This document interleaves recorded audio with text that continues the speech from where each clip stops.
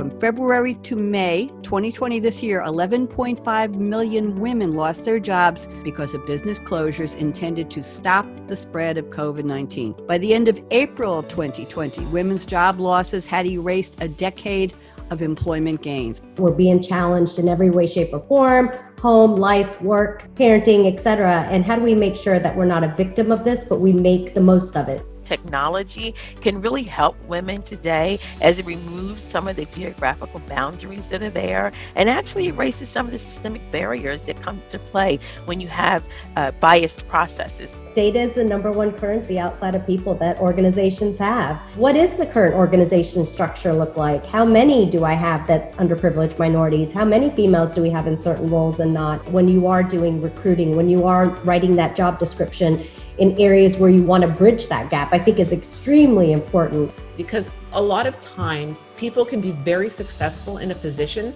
that don't necessarily have the job requirement skills that are listed in a job description. Being able to cast that net wider by analyzing data using AI is really helping to bring opportunities to people that may not have been presented to them before. Women do wear the hats, plural, in the workplace, in the home, in the community.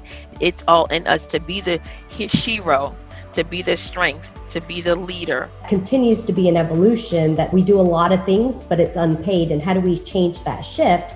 And how do we make sure that, as we move forward into next generation, that we don't continue to recreate the wheel? Women often have to take jobs that offer more flexibility in hours because they take on some of the childcare work. So my prediction is that the wage gap will decrease now that employers have seen that flexible working arrangements do work, and there's many different ways that people can be productive virtually. The power of women in this generation and across generations to come is very powerful. We know our network is our net worth. So I do believe that the Shecession incorporates each and every female, male colleague to ensure that we are making this earth, this she of the world, better for the future.